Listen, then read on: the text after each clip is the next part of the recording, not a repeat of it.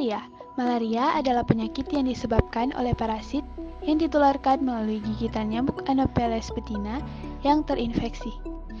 Menurut WHO tahun 2020, hampir seluruh populasi dunia beresiko terkena malaria. Kebanyakan kasus dan kematian terjadi di sub-Sahara Afrika. Namun, wilayah WHO di Asia Tenggara, Mediterania Timur, Pasifik Barat, dan Amerika juga melaporkan sejumlah besar kasus dan kematian. Sejarah penyakit malaria. Malaria tercatat lebih dari 4.000 tahun yang lalu. Malaria berarti udara buruk dalam bahasa Italia, karena malaria dulu umumnya terjadi di daerah rawa, tempat asal bau busuk. Saat ini, penyakit malaria merupakan salah satu penyakit yang tergolong penyakit menular. Ada 3 daerah endemik malaria tertinggi dan vektornya masih terkonsentrasi di luar Pulau Jawa dan Bali, yaitu Papua, Maluku, Sulawesi, Nusa Tenggara Timur, Sumatera, dan Kalimantan, daerah transmisi tinggi dan endemik.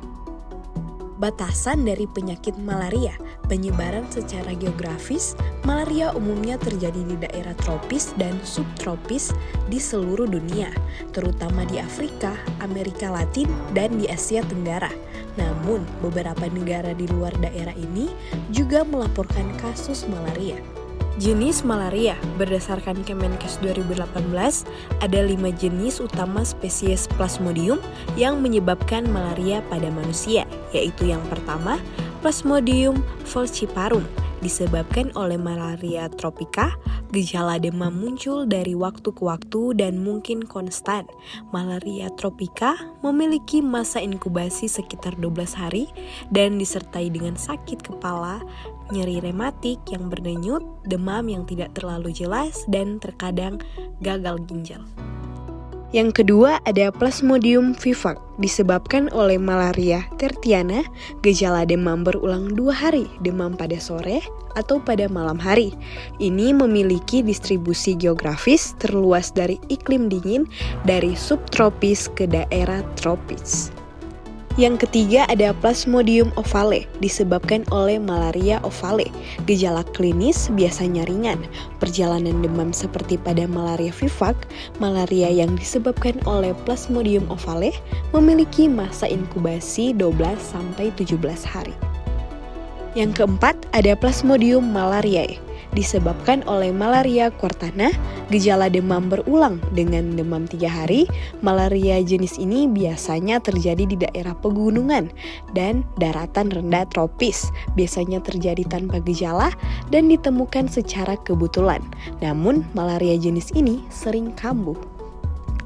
Yang kelima ada Plasmodium knowlesi, disebabkan oleh malaria knowlesi. Gejala demam mirip dengan malaria falciparum. Parasit ini belum banyak dilaporkan di Indonesia. Selanjutnya kita masuk pada gejala klinis malaria, di mana gejala awal penyakit malaria ini berupa demam, sakit kepala, menggigil, dan muntah-muntah. Nah, ada juga gejala klasik pada malaria yang terdiri dari 3 stadium. Yang pertama, periode dingin, di mana penderita mulai gemetar, kulit dingin dan kering, penderita sering membungkus diri dengan selimut atau sarung, dan saat menggigil, seluruh tubuh sering bergetar dan gigi-gigi saling terantuk. Pucat juga sampai sianosis seperti orang kedinginan. Periode ini berlangsung sekitar 15-1 jam, diikuti dengan peningkatan temperatur. Yang kedua ada periode panas, di mana penderita berwajah merah, kulit panas dan kering, nadi cepat, dan panas badan tetap tinggi dapat mencapai 400 Celcius atau lebih. Respirasi meningkat, nyeri kepala, terkadang muntah-muntah, dan syok. Periode ini lebih lama dari fase dingin, dapat sampai 2 jam atau lebih, diikuti dengan keadaan berkeringat.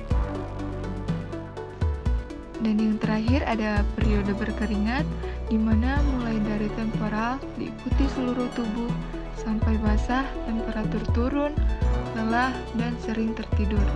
Bila penderita bangun akan merasa sehat dan dapat melaksanakan pekerjaannya seperti biasa. Penularan malaria. Malaria juga dapat dibedakan menurut cara penularannya, yaitu alamiah dan non-alamiah.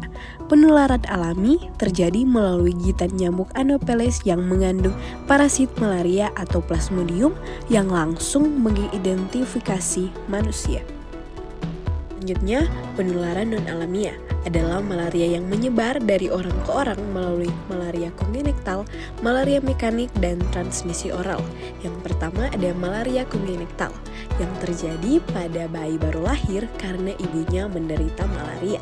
Yang kedua, malaria mekanik adalah malaria yang ditularkan melalui transfusi darah atau jarum suntik dan yang terinfeksi dari jarum suntik yang sudah tidak steril. Yang ketiga ada transmisi oral yang terjadi pada ayam yang disebut Plasmodium gallinaceum, yang terjadi pada burung dara yang disebut Plasmodium relaxation, dan yang terjadi pada monyet yang disebut Plasmodium knowlesi.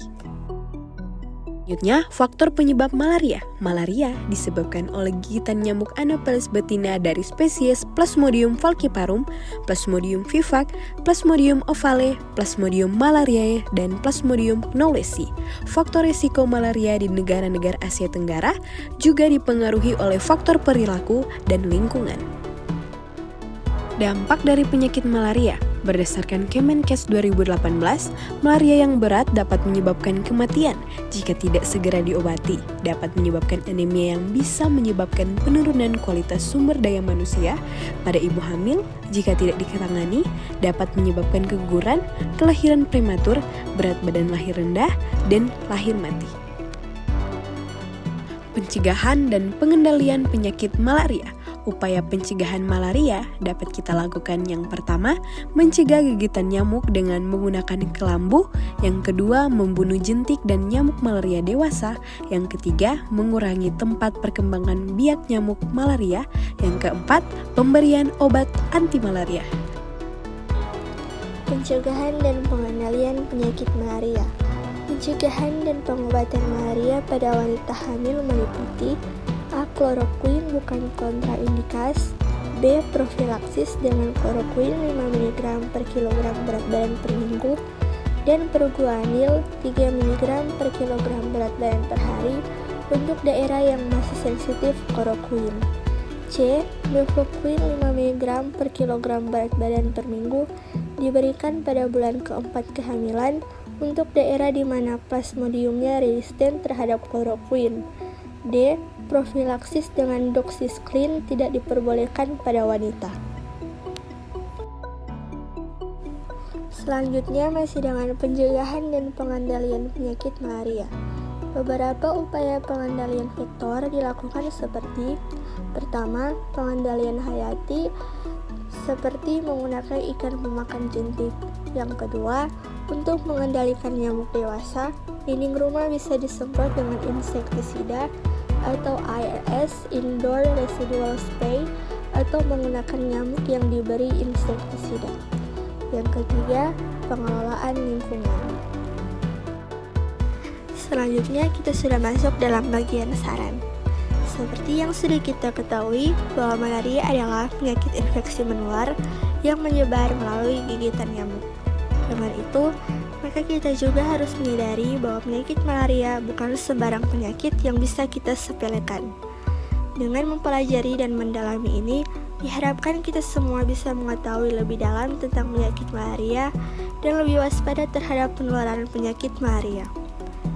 Kita semua juga harus mempelajari sejak dini tentang penyakit malaria, dan sebagai mahasiswa kesehatan masyarakat, kita juga harus bisa memberikan contoh dan mengedukasi masyarakat dalam penerapan apa saja yang harus kita hindari agar terhindar dari penyakit malaria, walaupun memulai dari hal kecil, seperti dengan menjaga lingkungan sekitar kita agar tetap bersih dan bila diperlukan, gunakan kelambu agar terhindar dari gigitan nyamuk saat tidur.